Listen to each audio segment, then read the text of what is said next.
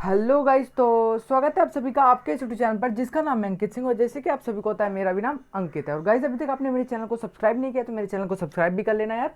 और चलो, मैं आज आपसे बात करने वाला हूँ कि अगर जैसे कि मैंने आपको कल के वीडियो में बता दिया था कि आपकी जो शेड्यूल हो चुकी है 11th के एडमिशन की राउंड 1 कैसे कैसे आपको करना है। तो आज जैसे कि आपको होता है, आज आपकी राउंड 1 की आपको रजिस्ट्रेशन करनी है। तो कैसे रजिस्ट्रेशन करनी है, मोबाइल फ़ोन में कैसे रजिस्ट्रेशन होगी, तो यार अभी आपको दिखा रहा हूँ मैं। पूरा लाइव करके दिखाऊंगा कि कैसे कैसे आपको भी वही सेम चीज़ करनी है। ठीक है, तो सबसे पहले आप किसी भी क्रोम ब्राउजर पे, आप गूगल पे आ जाओ। वहाँ पर लिखो 11thadmission.org.in। तो आप देख सकते हो अब वो स्क्रीन पर मेरे कि दे 11thadmission.org.in लिखा है मैंने। और फिर सबसे स्टार्टिंग में ये मुझे दिख दे रहा है, वेबसाइट दिख रहा है लिंक उसका। तो मैं उस पर क्लिक करूंगा तो आप सीधा इस पे आ जाओगे, एकदम मेन वेबसाइट पर। तो जिस पे आप देख सकते हो 5 रीजन आपको दिख रहे हैं सेम। तो आप किसी भी रीजन के लिए आप करो, आप जिस रीजन में बिलोंग करते हो। जैसे कि अगर आप मुंबई से हो तो आपको मुंबई का रीजन अप्लाई करना है। अगर आप कहीं बाहर से हो, मुंबई में एडमिशन लेना चाहते हो तो मुंबई का, और कहीं बाहर से हो पुणे में लेना चाहते हो तो पुणे का।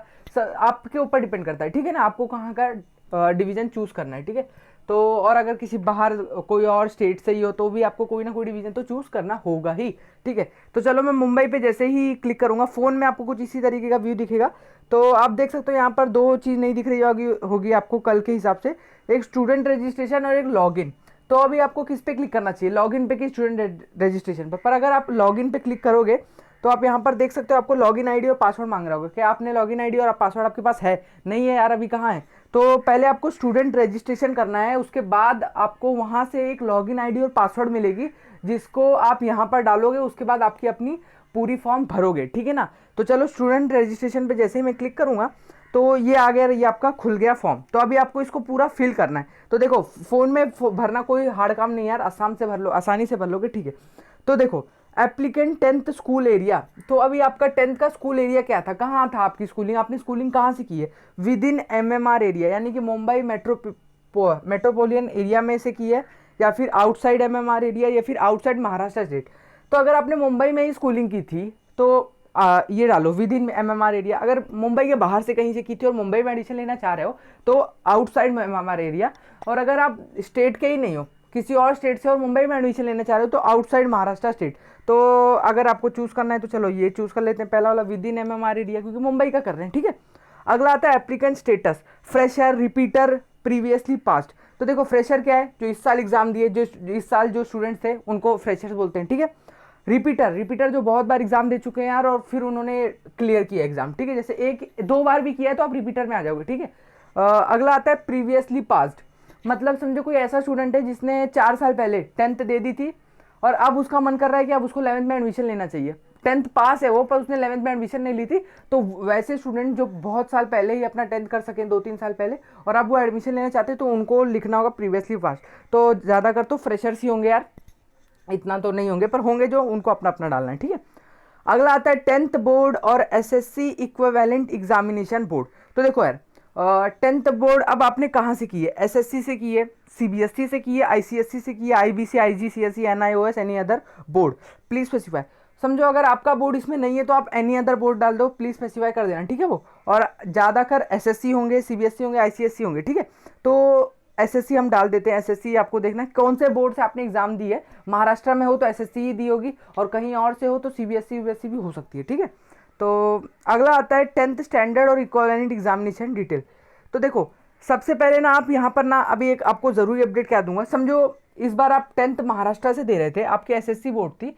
तो अगर आप जैसे यहाँ पर अपनी SSC की डिटेल डालोगे ना, जैसे SSC का हॉल टिकट नंबर डालोगे यहाँ पर सीट नंबर की जगह पर, तो आपको क्या आ जाएगा मालूम है? तो आप अपनी सीट नंबर डालोगे तो बाजू में लिख रहा होगा गेट SSC डाटा।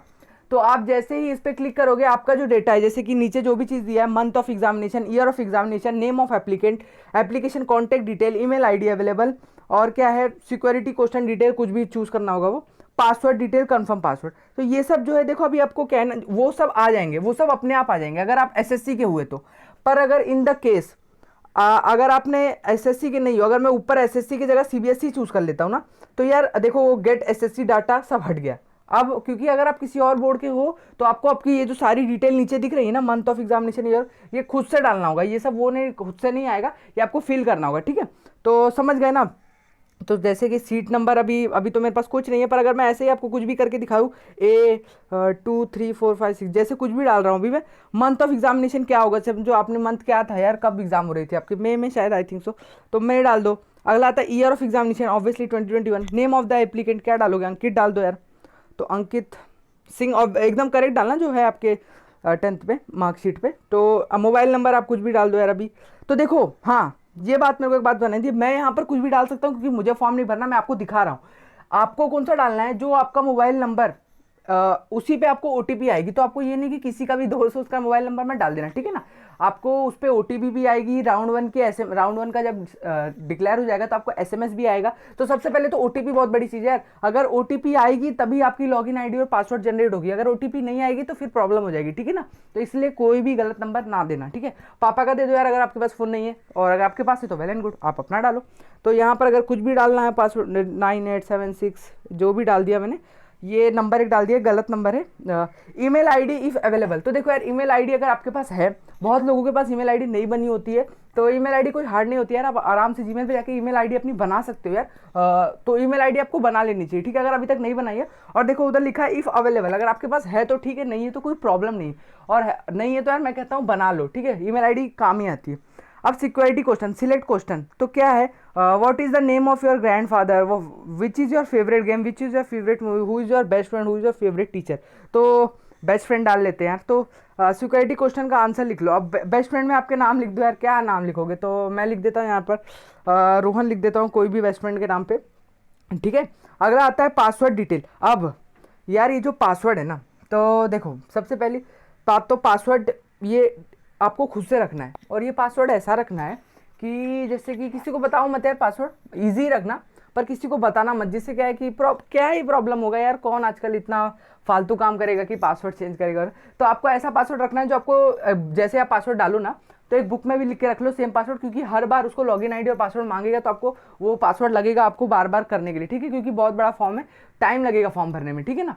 तो लॉगिन आईडी और पासवर्ड, जैसे यहाँ पर कुछ भी पासवर्ड रख सकते हो, जैसे अंकित और @ यूज़ कर लेना, फिर 1 2 ऐसा कुछ पासवर्ड यूज़ कर लेना, @ हैशटैग कुछ भी यूज़ कर लेना, ठीक है।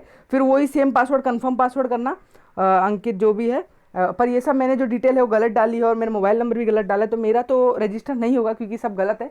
पर अब आप जैसे यहाँ पर रजिस्टर क्लिक करोगे, ठीक है, रजिस्टर क्लिक करोगे तो आपके नाम के हिसाब से आपकी डिटेल पूरी आ जाएगी, और आपको एक एप्लीकेशन नंबर मिलेगा जो कि आपकी होगी लॉगिन आईडी, ठीक है।